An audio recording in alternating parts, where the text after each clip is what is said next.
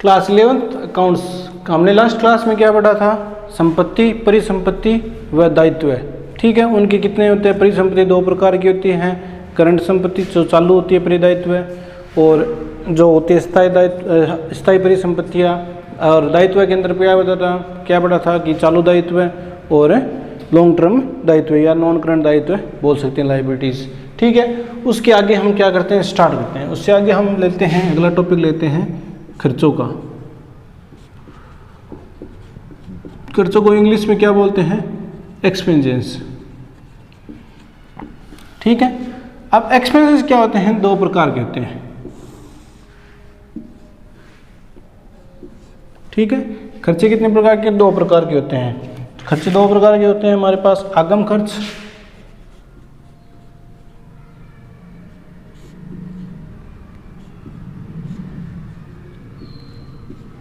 खर्च और एक होता है हमारे पास पूंजीगत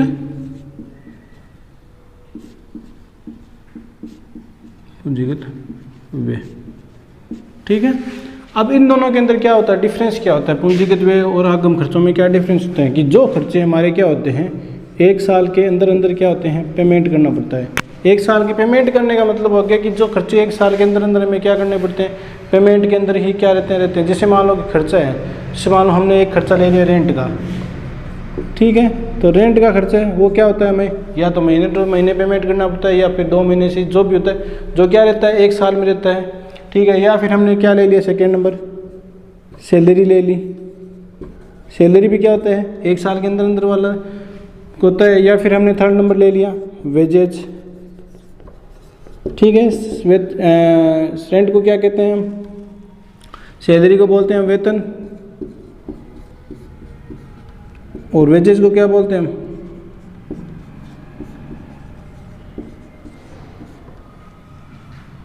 और रेंट को क्या बोलते हैं हम लोग? किराया।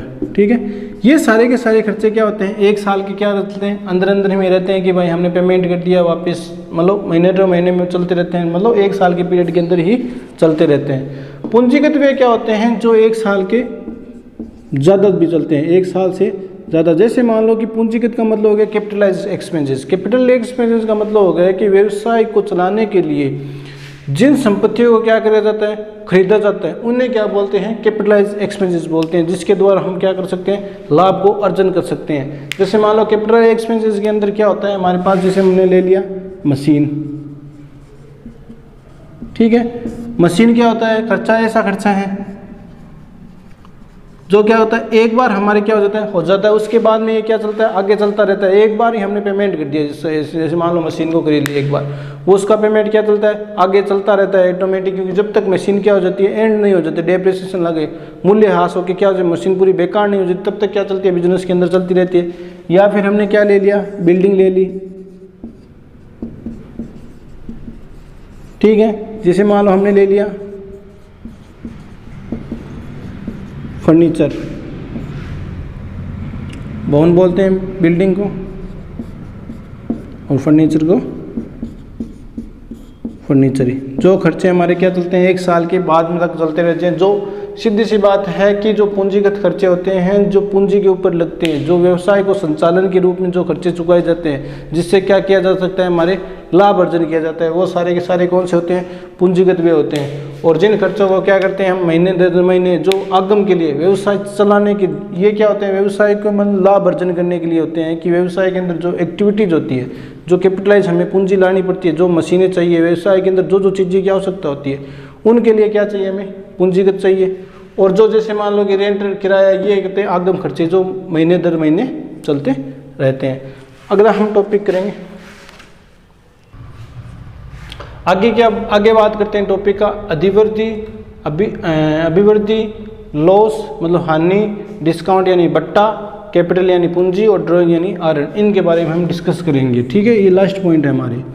अधिवृद्धि क्या होती है? अभिवृद्धि क्या होती है कि जैसे मान लो कि हमने बिजनेस के लिए क्या ले लिया? एक लैंड ले लिया। मतलब क्या ले लिया हमने? एक लैंड का मतलब क्या होता है? भूमि ले ली। हमने एक बिजनेस के लिए भूमि ले ली। अब भूमि का क्या होता है कि भूमि की क्या हो जाती है? जैसे मान लो कि आज हमने उस भूमि को हमने 5 लाख रुपए में लिया है। ठीक है, और हम क्या करेंगे? 1 साल के बाद में या 2 साल के बाद में उस भूमि की क्या हो जाती है? वृद्धि हो जाती है। जैसे मान लो वो भूमि कितने रुपए की हो जाती है, 7 लाख रुपए की। तो जो भूमि के अंदर जो डिफरेंस हुआ है उसे हम क्या कहते हैं, भूमि अगर बढ़ जाती है तो उसे क्या बोलते हैं, हम अभिवृद्धि बोलते हैं।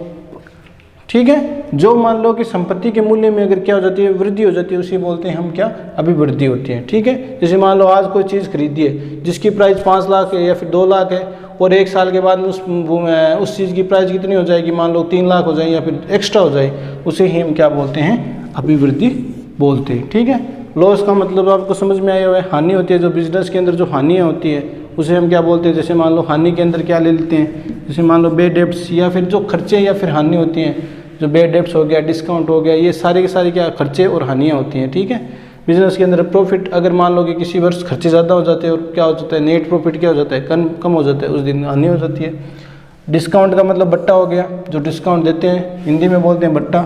मान लो सेल्स के अंदर देते हैं तो डिस्काउंट का अगर हम किस पे देते हैं, सेल्स पे देते हैं, तो डिस्काउंट क्या हो जाता है, डिस्काउंट अलाउ बोलते हैं उसको। ठीक है, और अगर हम परचेज पेपर देते हैं तो होता है discount paid, sorry discount receive बोल दो, और इसको चाहे बोल दो आप डिस्काउंट पेड। ठीक है, अगर हम कोई सेल्स करता है, हमसे माल खरीदता है, तो उसके ऊपर अगर हम डिस्काउंट लगाते हैं, वो क्या होता है हमारे पास हमेशा डिस्काउंट पेड। और ये क्या होती है, एक खर्चा है, ये क्या एक खर्चा है बिजनेस के लिए। और अगर हम क्या करते हैं, परचेज के अंदर क्या लेते हैं, अगला हमें डिस्काउंट देता है, तो ये हमें क्या होता है, डिस्काउंट रिसीव्ड होता है। और डिस्काउंट रिसीव्ड क्या होती है हमारे लिए, इनकम होती है, आय होती है हमारे लिए। और अगर हमें डिस्काउंट किसी को देते हैं तो वो हमारे लिए क्या होता है, खर्चा होता है। ठीक है, अगला टॉपिक है कैपिटल। कैपिटल का मतलब हो गया पूंजी। आपको मैंने लास्ट क्लास में भी बताया था, पूंजी क्या होती है कि जब बिजनेस को क्या करते हैं, प्रारंभ करते हैं, स्टार्ट करते हैं, तो उस समय जो संपत्ति या फिर क्या करते हैं, कैश या बैंक से जो चीज़ लाते हैं, संपत्ति लाते हैं या फिर कैश लाते हैं या फिर बैंक बैलेंस लाते हैं, उसे ही क्या बोलते हैं, हम पूंजी बोलते हैं। अब पूंजी के अंदर क्या होता है, ट्रांजेक्शन होता है पूंजी के अंदर। पूंजी के अंदर क्या होता है कि टोटल हमने ले ली कैपिटल। ठीक है, ये होगी कैपिटल, मतलब होगी पूंजी। ठीक है, कैपिटल में हमेशा माइनस क्या होती है, ड्राइंग। ड्राइंग को बोलते हैं हम आहरण, मतलब साल के अंदर। और प्लस क्या होता है इसके अंदर, प्रॉफिट, मतलब लाभ। ये क्या हो जाती है, चीज़ें प्लस हो जाती है। कहने का मतलब हो गया कि हमने जितनी बिजनेस के अंदर क्या लगाई, पूंजी लगाई, और उसमें से हम माइनस क्या कर देंगे, ड्राइंग को। ड्राइंग आहरण, वो मैं अगले टॉपिक में आपको बता दूंगा कि ड्राइंग होता क्या है। ठीक है, और उसमें प्लस क्या करेंगे हम, प्रॉफिट। उसके बाद में जो बचता है वो ही हमारा क्या होता है, फाइनल कैपिटल का क्या होता है, फाइनल बैलेंस होता है। ठीक है, तो प्रॉफिट का लाभ पता चल गया, जो बिजनेस के अंदर लाभ कमाते हैं। अब देखो आहरण का मतलब क्या होता है। आहरण का मतलब होता है कि अगर कोई स्वामी, व्यवसाय का स्वामी अपने व्यक्तिगत रूप में क्या निकालता है, पैसे निकालता है। व्यक्तिगत रूप में क्या निकालता है, पैसे निकालता है, उसे ही क्या बोलते हैं, हम ड्राइंग बोलते हैं। ठीक है, जो स्वामी अपने पर्सनल यूज के लिए क्या निकालते हैं, पैसे निकाले जाते हैं, उसे क्या बोलते हैं, हम ड्राइंग। और कैपिटल के ट्रांजेक्शन बता दिए कि कैपिटल के अंदर ड्राइंग प्लस माइनस होता है हमेशा, क्योंकि वो अपनी पूंजी से ही निकालता है पैसे, और प्लस क्या कर देंगे हम, प्रॉफिट को। ठीक है, अगला टॉपिक लेंगे अकाउंट के अंदर, चैप्टर नंबर 3 है, उसके अंदर लेखांकन समीकरण। जो हमारी लास्ट क्लास चल रही थी और जो आज की क्लास, आधी क्लास जो चल रही थी, वो क्लास क्या थी कि आपकी बेसिक थी कि हमें पता होना चाहिए कि कैपिटल के क्या होती है, ड्राइंग क्या होती है, मतलब आहरण क्या होता है, या फिर सेल्स क्या होती है, परचेज क्या होता है, उसके बारे में हमने क्या बताया था। फर्स्ट क्लास में क्या बताए थे मैंने, अकाउंट्स क्या बताए थे, रूल बताए थे। इसी के ऊपर क्या होती है, डिपेंड होती है पूरी पूरी अकाउंट्स। आज की क्लास को हम क्या करेंगे, टॉपिक का नाम है लेखांकन समीकरण, अकाउंटिंग इक्विजेशन बोलते हैं। ठीक है, अकाउंटिंग इक्विजेशन किस पे डिपेंड होती है, देखो अकाउंटिंग इक्विजेशन के फॉर्मूले होते हैं, 3 फॉर्मूले होते हैं। एक होता है हमारे पास परिसंपत्ति, परिसंपत्ति बराबर देयता, देयताएं प्लस पूंजी। ठीक है, इंग्लिश में परिसंपत्ति को बोलते हैं हम असेट्स। टोटल असेट्स शामिल होती है इसके अंदर करंट और नॉन करंट को, करंट और फिक्स दोनों क्या होती है इसके अंदर शामिल होती है। देयताएं को हम इंग्लिश में बोलते हैं लाइबिलिटीज। ठीक है, और पूंजी को मैंने अभी बताया था, पूंजी को क्या बोलते हैं हम, कैपिटल। कहने का मतलब अकेले का इक्विजेशन को अगर हम क्या करें, इक्वल करें, तो टोटल संपत्तियां किसके बराबर होनी चाहिए हमारे पास, पूंजी जो दायित्व हैं और पूंजी के क्या होने चाहिए, हमेशा बराबर होनी चाहिए। ठीक है, सेकेंड फॉर्मूला इसका क्या होता है हमारे पास, सेकेंड फॉर्मूला हमारे पास होता है कि अगर हमें निकालनी होती है पूंजी, अगर हमें निकालनी होती है पूंजी, तो पूंजी निकालने के लिए हमें क्या करना पड़ता है, जो परिसंपत्तियाँ होती है हमारे पास, परिसंपत्ति, उसमें से हम किसको माइनस कर देंगे, देयता को माइनस कर देंगे। जो मांग रहे हैं हमसे पैसे, उसे क्या कर देंगे हम, माइनस कर देंगे। तो हमारे पास क्या निकल जाएगी, पूंजी, कि हमारे पास कितनी संपत्ति है, उसमें से हमारे पास कितने लाइबिलिटीज़ है। मतलब एज एग्जांपल ले लो कि हमारे पास संपत्ति को हम लोगों से कितने पैसे मांग रहे हैं, उसमें से माइनस कर दें कि लोग हमसे कितने पैसे मांग रहे हैं। उन दोनों को अगर माइनस करने के बाद में अगर जो बैलेंस बचता है हमारे पास, वो सारा का सारा क्या होता है, हमारे पास पूंजी होती है। थर्ड नंबर हमारे पास किसका, इसका फॉर्मूला क्या है कि अगर हमें निकालना होता है देयताएं निकालना है, तो देयताएं के लिए क्या होता है कि परिसंपत्ति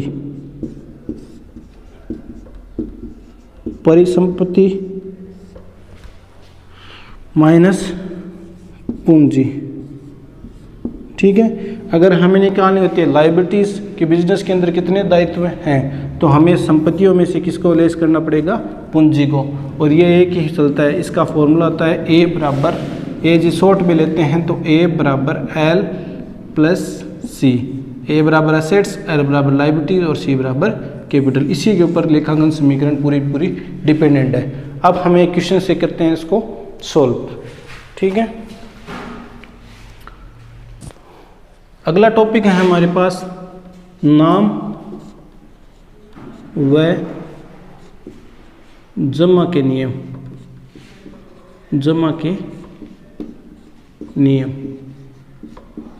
नाम को बोलते हैं, कौन सी साइड बोलते हैं, डीआर का पूरा नाम होता है डेबिट इंग्लिश के अंदर। जमा को बोलते हैं हम सीआर और इसका पूरा नाम होता है क्रेडिट साइड। ठीक है, इसके नियम पढ़ेंगे। ठीक है, तो हम अगर लेते हैं फर्स्ट नियम किसके ऊपर लेते हैं, परिसंपत्तियों पर। परिसंपत्तियों का क्या रूल होता है, देखो ये होती है, जो ये साइड होती है हमारे पास नाम की साइड, इसको बोलते हैं डीआर साइड, और जो इधर वाली साइड होती है उसे बोलते हैं हम जमा वाली साइड, सीआर साइड। ठीक है, अगर क्या होती है कि परिसंपत्तियों में क्या होती है, वृद्धि होती है, तो हमेशा कौन सी आएगी, नाम पक्ष में आएगा। और वृद्धि होने पर हम क्या करेंगे, वृद्धि होती है मतलब प्लस होती है, तो कौन सी साइड में आता है, नाम साइड में, मतलब डेबिट साइड में। अगर क्या होती है, परिसंपत्तियाँ क्या होती है, डाउन होती है, मतलब क्या होती है, कमी होती है उसके अंदर, तो क्या आ जाएगा, कौन सी साइड आ जाएगा, जमा साइड। ठीक है, दूसरा टॉपिक लेते हैं हम इसी के अंदर किसका, देयताएं का, लायबिलिटीज़ का। इसके अंदर एक चीज़ भी पता चल गई कि बैलेंस, कि हमेशा परिसंपत्तियों का जो बैलेंस होता है वो क्या होता है, डेबिट होता है, जो आपके आगे आएगा। ठीक है, और जो देयताएं होता है उसका बैलेंस हमेशा क्या होता है, क्रेडिट होता है। तो क्रेडिट होता है अगर देयताएं में क्या हो, वृद्धि होती है, देयताएं में क्या होती है, वृद्धि होती है, तो हमेशा कौन सी साइड में आएगी, जमा साइड में। और देयताएं में अगर क्या होती है, कमी होती है, तो हमेशा कौन सी साइड में आएगा, नाम पक्ष में आएगा। ठीक है, थर्ड नंबर हम इसके अंदर लेते हैं पूंजी। पूंजी हो गई कैपिटल। ठीक है, पूंजी का क्या हो गया, इधर हो गया नाम पक्ष, डेबिट पक्ष, और इधर हो गया हमारे पास जमा पक्ष। ठीक है, अगर पूंजी में क्या होती है, वृद्धि होती है, ठीक है, तो हमेशा कौन सी साइड लोगे आप लोग, जमा साइड। और पूंजी में अगर क्या होती है, कमी होती है, तो हमेशा कौन सी लेनी है, नाम साइड, डेबिट साइड। ठीक है। पूंजी के बाद में हम लेते हैं लाभ, लाभ और आगम। इसका रूल यही है जो मैंने फर्स्ट क्लास में पहली क्लास में जो बताए थे ना, वो सेम ही चीज़ें हैं इसके अंदर, कि इसके अंदर नाम पक्ष और ये हो गया जमा पक्ष। तो जब भी हमारे क्या होते हैं, लाभ क्या होते हैं, प्रॉफिट क्या होते हैं, वृद्धि होती है, बढ़ते हैं हमारे पास, तो हमेशा कौन सी साइड लेना है हमारे, हमें जमा साइड लेना है, ठीक है। और अगर उनमें क्या होती है, कमी होती है, तो हमेशा कौन सी लेना है, डेबिट साइड नाम पक्ष के अंदर। थर्ड नंबर हमारे, फिफ्थ नंबर हमारे पास क्या है, खर्च। अगर हमारे पास कमी होती है तो हम क्या करेंगे, उसे माइनस करेंगे। अगला लेते हैं हम खर्चों को। खर्चों के अंदर क्या होती है कि अगर क्या होती है हमारे पास नाम पक्ष और जमा, अगर क्या होती है खर्चों में वृद्धि होती है तो हमेशा कौन सी साइड लोगे, नाम पक्ष में। और जमा में क्या होती है, अगर खर्चों में क्या होती है, कमी होती है, तो हमेशा कौन सी लेनी है, जमा साइड। ये 5 रूल है हमारे नाम और जमा के, डेबिट और क्रेडिट के नियम होते हैं। हम एग्जाम्पल करेंगे पेज नंबर 61 पे, एग्जाम्पल नंबर 1, ठीक है। इसको हम लेखांकन समीकरण के द्वारा क्या करेंगे, सिद्ध करना है हमें। क्वेश्चन के अंदर क्या दे रखा है हमें कि प्रत्येक लेन देन का विश्लेषण कर देखिए कि हर स्थिति में परिसंपत्तियां और देयताएं व पूंजी क्या चल रही है, हमारे पर क्या प्रभाव पड़ता है, और हमें किससे सिद्ध करके संतुलित करना है, ए बराबर एल प्लस सी, परिसंपत्तियां बराबर देयताएं प्लस पूंजी से हमें क्या करना है, हमें सिद्ध करके बताना है, ठीक है। तो फर्स्ट नंबर हम एग्जांपल के अंदर फर्स्ट नंबर क्या दे रखा है कि 8 लाख रुपए की पूंजी वह 50,000 रुपये के माल 50,000 रुपये के माल के स्टॉक से व्यवसाय प्रारंभ किया। व्यवसाय प्रारंभ किया मतलब क्या होगी, पूंजी आई। अब देखो इसके अंदर क्या आई, 3 चीज़ें आ गई हमारे पास। एक तो हमारे पास क्या आता है, व्यवसाय प्रारंभ किया तो पूंजी किससे लेके आता है, वो कैश से ले आ सकता है या बैंक से ले रहा है, स्टॉक से। तो इसने क्या दिया, कैश से कितने पूंजी लेके आ रहा है, 8 लाख रुपए, ठीक है। और पूंजी यानी क्या होते हैं, कैपिटल। कैपिटल का हम बाद में करेंगे। और स्टॉक कितना दे रहा है, वो हमें माल कितना दे रहा है, व्यवसाय के अंदर 50,000 रुपये का क्या दे रहा है, माल। और तो टोटल मिला के ये कितने रुपए पूंजी के कितने दे रहा है हमें, 8,50,000 रुपये दे रहा है, 8,50,000 रुपये दे रहा है, ठीक है। तो ये टोटल की टोटल हमारे पास क्या हो जाएगी, कैपिटल हो जाएगी। आगे समझ में कि ये कैश के रूप में कितने दे रहा है, बिजनेस के अंदर पूंजी लाएगा या तो कैश या बैंक या स्टॉक, जो भी संपत्तियों से लाता है। तो ये कैश के रूप में क्वेश्चन में दे रखा है कि 8 लाख लेके आया, स्टॉक के रूप में कितने लेके आया, 50,000, और टोटल मिला के क्या लेके आया, 8,50,000 की क्या लेता है, पहली एंट्री में क्या होता है, हमेशा पूंजी लेके आता है। व्यवसाय प्रारंभ करने के समय जो चीज़ लाती है उससे क्या बोलते हैं हम, कैपिटल बोलते हैं, मतलब पूंजी बोलते हैं। स्टॉक को क्या बोलते हैं, स्टॉक ही बोल सकते हैं, ठीक है। और कैश को क्या बोलते हैं, नगद, ठीक है। और कैपिटल क्या मतलब हो गया, पूंजी। अब क्वेश्चन को क्या करते हैं, हम इसको यहाँ पे सोल्व करते हैं, ठीक है। तो हमें क्या करना है, ए बराबर एल प्लस सी के नियम को क्या करना है, सिद्ध करना है। तो हमें ये क्या होना चाहिए, मैंने आपको लास्ट क्लास में बताया था कि हमें संपत्ति और दायित्व के बारे में पता होना चाहिए कि संपत्ति पक्ष में कौन सी मध्य आती है और दायित्व पक्ष में कौन सी मध्य आती है। वो जो मैंने लास्ट क्लास में आप लोगों को बता दिया कि संपत्ति पक्ष में कौन सी आती है और दायित्व पक्ष में कौन सी मध्य आती है। कैपिटल का मैंने अभी बता दिया कि अगर कैपिटल में कमी या ज़्यादा कैसे हो सकती है, या तो कोई पैसा पर्सनल यूज़ के लिए व्यवसाय का स्वामी निकाल लेता है, या बिजनेस से जो लाभ होता है अगर निकाल लेता है तो हमें क्या कर देना, आरन कर लेता है, ड्राइंग कर लेता है तो माइनस कर देना है। और अगर क्या कर लेता है वो पैसे बिजनेस से जो प्रॉफिट होता है उससे क्या कर देंगे, हम इसके अंदर प्लस कर देंगे। हम इसी को इस नियम से क्या करते हैं, सॉल्व करते हैं। तो ए होता है असेट्स, हमारे केस क्या है, असेट्स है, आप लोगों ने पढ़ी हुई होगी जो कौन सी करंट असेट्स हैं, और स्टॉक भी हमारे लिए क्या है, असेट्स है। तो ए ये दोनों क्या है हमारे पास, असेट्स हैं। तो कैश प्लस स्टॉक हमारे लिए क्या है, असेट्स हैं, ठीक है। तो देखो और बराबर एल प्लस सी। तो एल में लाइबिलिटीज़ हमारी अभी तक कोई भी नहीं आई, दायित्व हमारी कोई नहीं है, तो एल को एल लिख दो, एक बार छोड़ दो। और सी कैपिटल बराबर हमारे के पास कितने रुपए हैं, इसको हमने लिख दिया कैपिटल। हिंदी में भी लिख सकते हो, कैश को नगद बोल दो, प्लस स्टॉक बराबर दायित्व देयताएं प्लस पूंजी। ठीक है, तो देखो नगद में हमारे पास कितने रुपए हैं वो लिख दो 8 लाख। ठीक है, प्लस स्टॉक में कितने रुपए हमारे पास 50,000 रुपये, ये कर दिया हमने 50,000 रुपये बराबर। लाइबिलिटीज़ हमारे पास अभी तक कोई नहीं है, बिजनेस प्रारंभ करते हैं तो प्रारंभ करते हैं हमारे पास कोई भी लाइबिलिटीज़ नहीं होती। ठीक है, तो कोई भी नहीं है तो हम देयताएं को क्या छोड़ देंगे, डैश कर देंगे, खाली छोड़ देंगे। प्लस व्यवसाय प्रारंभ किया तो क्या लाएगा वो पूंजी लेके आए, कितने रुपए लेके आए 8,50,000। तो ये देखो इधर नगद और स्टॉक को मिलाते हैं तो कितने होते हैं, हमारी एसेट्स की कितनी हो रही है, बढ़ गई 8,50,000 से, और इधर हमारी दायित्व भी पूंजी कितनी बढ़ गई हमारे पास, लाइबिलिटी साइड कितने से बढ़ गई 8,00,000। ये फर्स्ट नंबर क्वेश्चन का क्या हो गया हमारे पास, लेखांकन समीकरण तैयार हो गया, नियम सिद्ध हो गया। ए बराबर एल प्लस सी हो रहा है ना, ए बराबर एल प्लस सी, ये हो गया फर्स्ट एग्जाम्पल नंबर फर्स्ट का फर्स्ट। सेकेंड के अंदर इसने क्या दे रखा है कि बैंक 15,000 रुपये का अग्रिम भुगतान कर 3 लाख रुपए का प्लांट क्रय किया। ठीक है, अब देखो क्वेश्चन को वापिस समझो। ये कह रहा है कि 15,000 रुपये का इसने क्या दिया, अग्रिम पेमेंट दिया, मतलब एडवांस पेमेंट बोल दो या फिर अग्रिम बोल दो। ठीक है, और संपत्ति ये क्या खरीद रहा है, 3 लाख रुपए का क्या खरीद रहा है, प्लांट खरीद रहा है। 3 लाख रुपए का क्या खरीद रहा है, प्लांट खरीद रहा है। ठीक है ना, इसमें दे रखा है 3 लाख रुपए का प्लांट खरीदा और शेष राशि का भुगतान बाद में करेगा।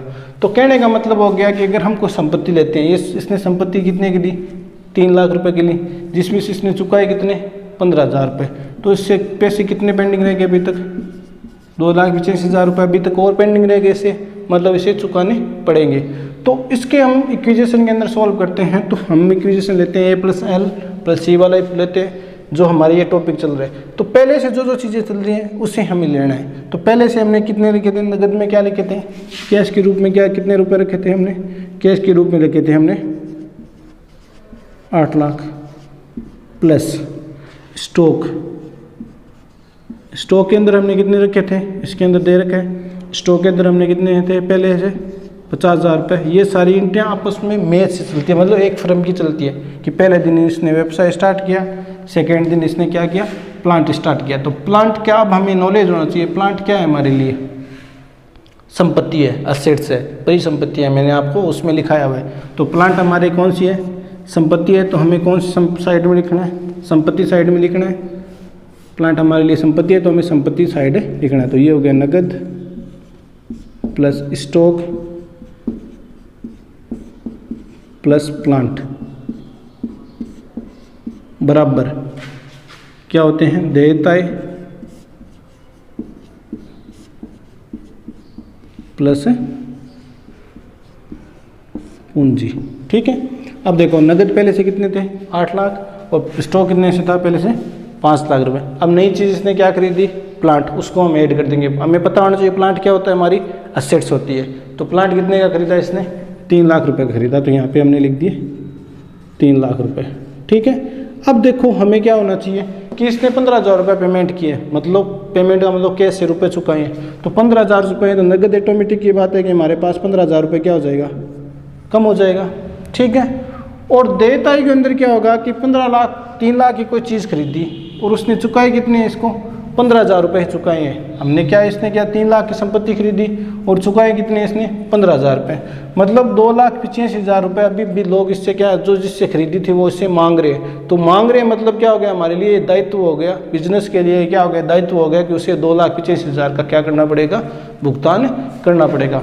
तो ये हमारे 2,85,000 की क्या बन गई, हमारे पास दायित्व बन गए, देयताएं बन गए। प्लस कैपिटल के अंदर कोई चेंजिंग नहीं है, क्यों नहीं हुआ चेंजिंग, क्योंकि न तो इसके अंदर लाभ हुआ और न इसने इसने पर्सनल के अंदर पैसे निकाले हैं। तो कैपिटल हमारी 8,50,000 है, तो 8,50,000 से 8,50,000 हो जाएगी। तो यहाँ पे बार हमारे पास कैश कितना बच गया 785 प्लस स्टॉक 50,000 का 50,000 ही रह गया। नई चीज़ हमारे पास क्या आ गई, 3 लाख रुपए का क्या आ गया, एक प्लांट आ गया, बराबर देयताएं कितने से बढ़ गई, क्योंकि मांग रहे हैं पैसे 2,85,000 से, और प्लस 8,50,000 की हमारे पास क्या है, कैपिटल पड़ी है। तो इनको हम क्या कर लेंगे, अब टोटल कर लेंगे। तो टोटल करेंगे तो कितने आएंगे इसके अंदर, 7,85,000 प्लस 50,000 कितने हो गए हमारे पास, 8,35,000 प्लस 3 लाख कर देंगे तो कितने हो जाएंगे, 11,35,000। ठीक है, बराबर में संपत्ति देता है कितने हमारे पास, 2,85,000 के और 8,50,000 के। तो टोटल मिला के ये भी कितने हो गए, 11,35,000 के। ठीक है, तो ये हमारे पास क्या हो गया, लेखांकन इक्विजिशन क्या हो गई हमारे पास सॉल्व, क्योंकि ये हो गया हमारे पास असेट्स पक्ष और ये हो गया हमारे पास दायित्व। ये हो गया एसेट्स पक्ष और ये हो गया L प्लस C, ये इक्वल चल रहा है 11,35 और 11,35। ठीक है, अब एग्जांपल नंबर करते हैं 3rd। ये सारे के सारे एक दूसरे से क्या रखते हैं, रिलेशन। ये इससे रिलेशन रखेगा, जो अगला आएगा वो इससे रिलेशन रखेगा और उससे अगला आएगा, जो आपस में क्या चलते हैं, रिलेशन से चलते हैं इसके अंदर क्वेश्चन सारे के सारे। तो जैसे मान लो हमने अगला ले लिया इसके अंदर एग्जाम्पल नंबर, इसी का अगला ले लेते हैं टॉपिक। ठीक है,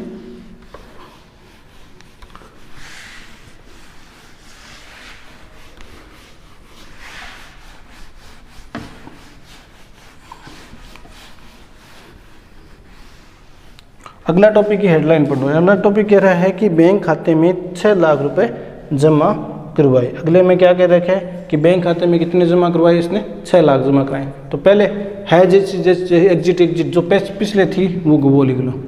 ठीक है, 3 नंबर पहले क्या था, नगद था।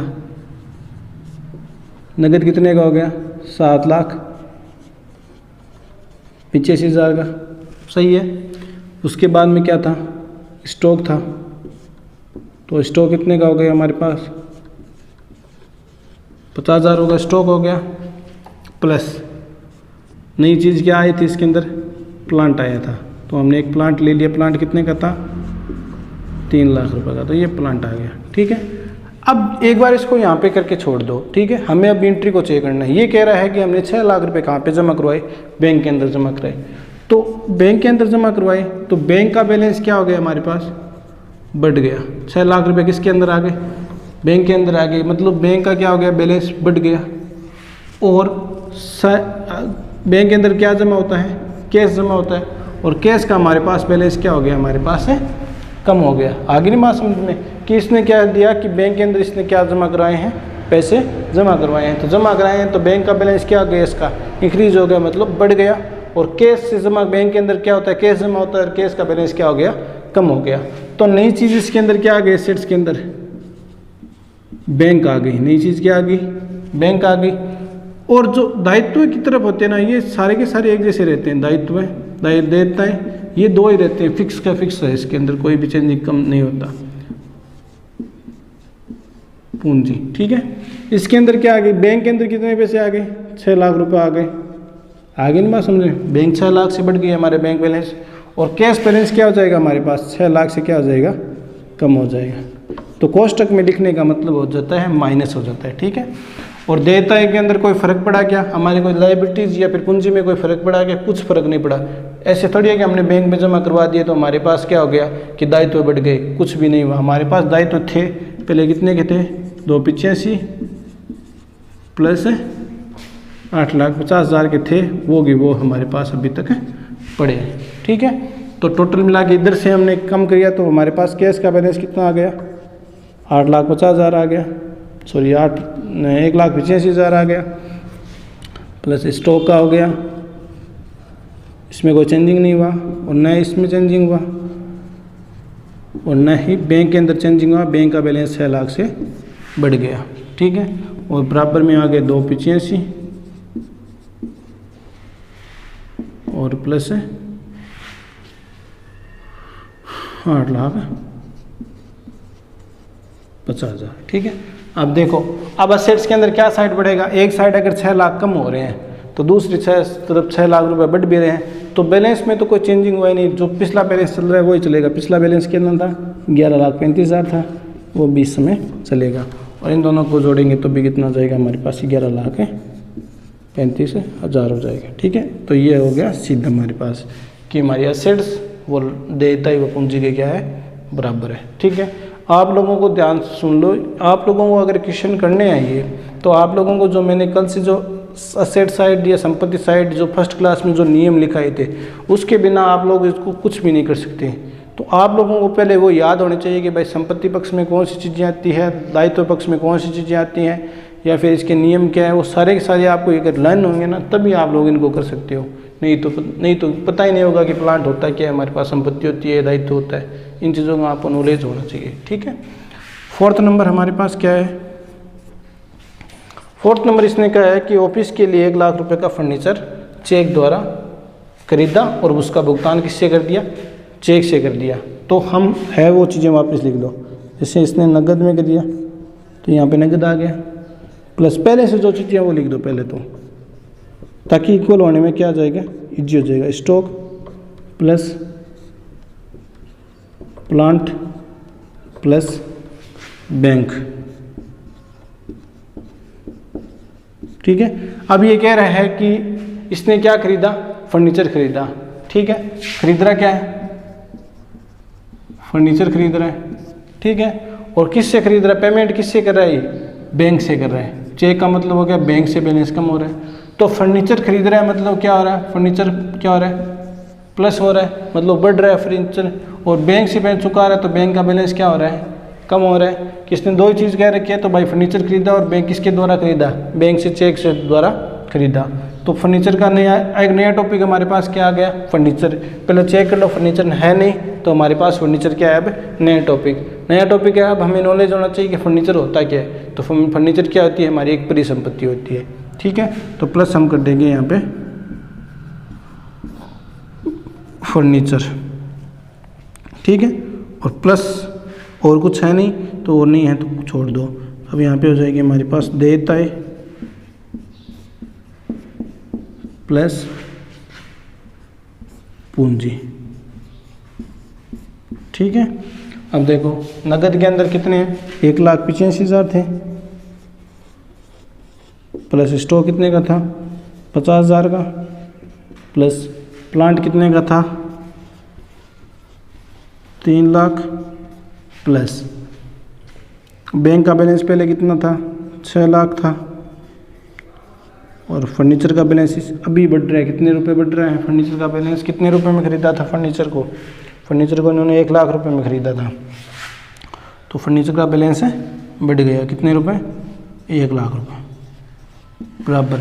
देयता के अंदर कोई भी चेंजिंग नहीं हुआ, क्यों नहीं हुआ, कि इसने जो फर्नीचर खरीदा है वो बैंक द्वारा पेमेंट कर दिया, मतलब कोई भी इसके अंदर हमारी लायबिलिटी दायित्व तो कोई बना ही नहीं अभी तक। अगर ये उधार में खरीदता, अगर बैंक की पेमेंट नहीं करके ये किसी पार्टी से खरीदता तो हमारी क्या हो जाती, लायबिलिटी बढ़ जाती। क्यों बढ़ जाती, क्योंकि हमारे लिए क्या हो जाता, वो एक दायित्व हो जाता कि हमें उसको भविष्य के अंदर चुकाने पड़ेंगे। तो दायित्व के अंदर कोई भी फर्क नहीं हुआ, 2,82,000, और प्लस पूंजी के अंदर भी कोई फर्क नहीं पड़ा, तो 8,50,000 का 50,000। ठीक है, अब देखो नगद है जैसा, स्टॉक में भी कोई चेंजिंग नहीं, प्लांट में भी चेंजिंग नहीं, चेंजिंग किस में हुई है, बैंक में हुई है। बैंक में कितनी चेंजिंग हुई, बैंक का बैलेंस 1 लाख रुपए से क्या हो गया, कम हो गया। क्यों हो गया, क्योंकि उसने भुगतान कर दिया, और फर्नीचर का बैलेंस 1 लाख से बढ़ गया। ये क्या हो जाएगी हमारे पास, लेखांकन इक्विजिशन सॉल्व हो जाएगी। यहाँ पे हो जाएगा 5 लाख। अब इस साइड को जोड़ लो आप लोग सारी को, और इस साइड को जोड़ लो, दोनों के अगर बराबर चलता है इक्वल, तो हमारा क्या है, लेखांकन समीकरण सिद्ध है।